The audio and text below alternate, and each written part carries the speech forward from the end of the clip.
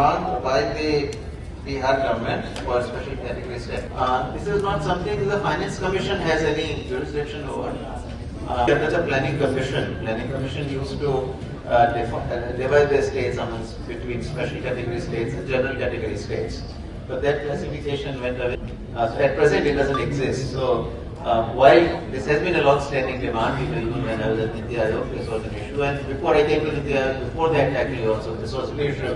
नमस्कार, आप देखना शुरू कर चुके हैं लाइव फीडीज को। मैंने अभिषेक है। नीतीश कुमार ने एक बार फिर बड़ी मांग कर दी है और इस बार मांग की गई है, साफ साफ मांग की गई है कि बिहार को स्पेशल स्टेटस का दर्जा दिया जाए, विशेष राज्य का दर्जा दिया जाए। नीतीश कुमार ने यह मांग की है और इसको लेकर उन्होंने एक मेमोरेंडम सौंपा भी है जो 16 फाइनेंस कमीशन है, 16वें वित्त आयोग की टीम को यह सौंपा गया है। उसके अध्यक्ष अरविंद पनघड़िया को यह सौंपा गया है और बड़ी प्रेस कॉन्फ्रेंस की गई है, बड़ी जानकारी दी गई है। जो अध्यक्ष हैं अरविंद पनघड़िया, उनके द्वारा बताया गया है किस तरीके से फाइनेंस कमीशन क्या कुछ कर रहा है और जो मेमोरेंडम दिया गया है बिहार सरकार की ओर से, उस बारे में भी उन्होंने जानकारी दी है। क्या कुछ बता रहे हैं, पहले आप वो सुन लीजिए।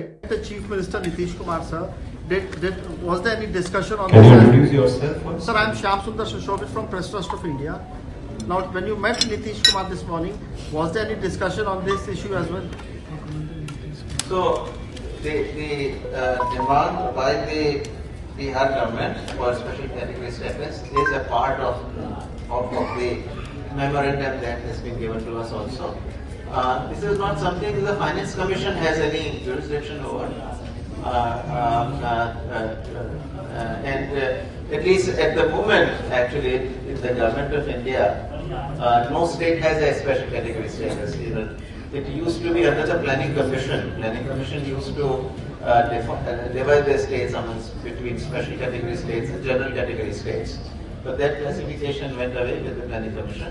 So at present, it doesn't exist. So while this has been a long-standing demand, even when I was at Niti Aayog, this was an issue. And before I came to Niti Aayog, before that actually also, this was an issue. And it is continuing, meaning it is there in the memorandum that we have received. But as I said, this is not something that the Finance Commission can deliver on. इस बारे में कुछ कह नहीं सकता, क्योंकि इस बारे में तो निर्णय तो बाद में होगा, ये तो बहुत आगे चल के होता है निर्णय। इस कमीशन की रिपोर्ट जो है 31 अक्टूबर 2025 को देनी है, तो ये निर्णय काफी आगे जाकर होगा। दूसरा सर, इसी से जुड़ा हुआ सवाल मेरा ये है, सेस एंड सरचार्ज जो है वो राज्यों को से शेयर नहीं मिलता है, तो क्या ये 16 फाइनेंस कमीशन जो है इस पे कंसीडर करेगी कि सेस और सरचार्ज राज्यों को मिले? तो ये जो डिमांड है ये बहुत सारे राज्यों ने भी उठाई है सेस और सरचार्ज से रिलेटेड, पर इसमें दुविधा ये है कि ये कॉन्स्टिट्यूशन में जो है लिखा हुआ है कि सेस और सरचार्ज केंद्रीय सरकार के पास सीधे जाएंगे। तो जब तक अगर कॉन्स्टिट्यूशन को, संविधान खुद को जो है अमेंड नहीं किया जाए, उसके संशोधन के बिना ये संभव है नहीं। पर जैसा आप जानते होंगे कि ये संशोधन जो संविधान में संशोधन है वो केंद्रीय सरकार को ही करना होता है। राज्य सरकारों की कुछ चीजों में राज्य सरकारों की भी सहमति लेनी होती है, पर पहला कदम तो यही होता है कि केंद्रीय सरकार इसको पार्लियामेंट में लाए और 2/3 मेजोरिटी से पास करे।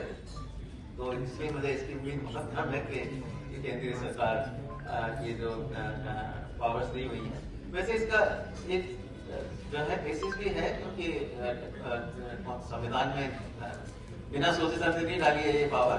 ये पावर इसलिए डाली हुई कि कई बार अगर कैसी इमरजेंसी सिचुएशन अराइज करती है, वॉर की सिचुएशन है, तो उसमें केंद्रीय सरकार के पास बहुत जल्दी तेजी से जो है संसाधन जुटा सके, इसकी क्षमता होनी चाहिए। तो इसलिए जो है ये पावर संविधान में दी गई। आयोग इस समय जो है सभी बातें खुलकर सोचेगा, क्योंकि आयोग के लिए सारे 28 राज्य समान है, तो सभी की बात सुनेगा, फिर जो राष्ट्रीय हित में उचित लगेगा उसी हिसाब से आयोग निर्णय लेगा। फिजिकल परफॉर्मेंस को रखेगा क्या? फिजिकल परफॉर्मेंस के हिसाब से ये वैल्यूएशन होगा क्या डिवीजन में? सटल मतलब ये इसमें आयोग इस विषय पे भी विचार तो करेगा ही, क्योंकि वो भी बहुत जरूरी आयाम है परफॉर्मेंस को समझने का। तो पर कितना होगा या नहीं होगा, ये फाइनल निर्णय इस समय हुआ नहीं है, इसलिए मेरे लिए कुछ भी कहने से पहले तो 5 या 6 क्राइटेरिया जो यूज करते हैं पिछले 15 कमीशन से यूज किए हैं, तो आबादी इसमें हमेशा रहा है एक क्राइटेरिया। पर जैसे 15वें में 10% पूरा स्टेट का जो टोटल स्टेट्स का शेयर होता है उसका 10% जो है वो आबादी के आधार पर बांटा गया था 15 में। और बिहार सरकार ने जो अभी रिकमेंडेशन दी है तो उसमें भी उन्होंने 10% ही कहा है, पर वो इसलिए है कि बिहार सरकार ने एक नया क्राइटेरिया दिया है कि मल्टी डायमेंशनल पॉवर्टी को भी यूज करें। तो एक्चुअल में मल्टी डायमेंशनल पॉवर्टी अगर यूज किया जाता है क्राइटेरिया, तो उसका फायदा बिहार को आबादी से भी ज्यादा होता है। तो इसलिए बिहार सरकार ने मल्टी डायमेंशनल पॉवर्टी को करीब 7.5% जो है वजन देने के लिए रिकमेंडेशन दी है। मुकेश बारियोगी फ्रॉम दैनिक भास्कर। 5 या 6 क्राइटेरिया जो यूज करते हैं पिछले 15 कमीशन से यूज किए हैं, तो आबादी इसमें हमेशा रहा है एक क्राइटेरिया। पर जैसे 15वें में 10% पूरा स्टेट का जो टोटल स्टेट्स का शेयर होता है उसका 10% जो है वो आबादी के आधार पर बांटा गया था 15 में। और बिहार सरकार ने जो अभी रिकमेंडेशन दी है तो उसमें भी उन्होंने 10% ही कहा है, पर वो इसलिए है कि बिहार सरकार ने एक नया क्राइटेरिया दिया है कि मल्टी डायमेंशनल पॉवर्टी को भी यूज करें। तो एक्चुअल में मल्टी डायमेंशनल पॉवर्टी अगर यूज किया जाता है क्राइटेरिया, तो उसका फायदा बिहार को आबादी से भी ज्यादा होता है। तो इसलिए बिहार सरकार ने मल्टी डायमेंशनल पॉवर्टी को करीब 7.5% जो है वजन देने के लिए रिकमेंडेशन दी है। मुकेश बारियोगी फ्रॉम दैनिक भास्कर। तो आपने सुना कि 16वें वित्त आयोग के अध्यक्ष अरविंद पनघड़िया ने क्या कुछ जानकारी दी। उन्होंने बताया है कि बिहार सरकार की ओर से मेमोरेंडम में ये भी था, स्पेशल स्टेटस की मांग की गई है, और स्पेशल स्टेटस की जिस तरीके से मांग की गई है ये हमारे क्षेत्राधिकार में नहीं है, ये केंद्र सरकार और नीति आयोग का पूरा मामला है, हमारे क्षेत्राधिकार में नहीं है। लेकिन हमें मेमोरेंडम दिया गया, उसमें ये भी था। कई सारी बातों को उन्होंने बताया है, कई सारी चीज़ों को जानकारी दी है, किस तरीके से राज्यों को क्या कुछ मिल रहा है, क्या कुछ दिया जाता है और आने वाले वक्त में क्या कुछ होगा, किस तरीके से बैठक हुई है। 12 सदस्यीय टीम बिहार आई हुई है और ये टीम लगातार जो है बिहार सरकार के अधिकारियों से भी मिली है, मुख्यमंत्री नीतीश कुमार से भी मुलाकात हुई है, कई बातें कही गई हैं। तो बने रहिए लाइव स्टडीज के साथ, हमारे यूट्यूब चैनल को सब्सक्राइब करिए, पेज को लाइक करिए। धन्यवाद।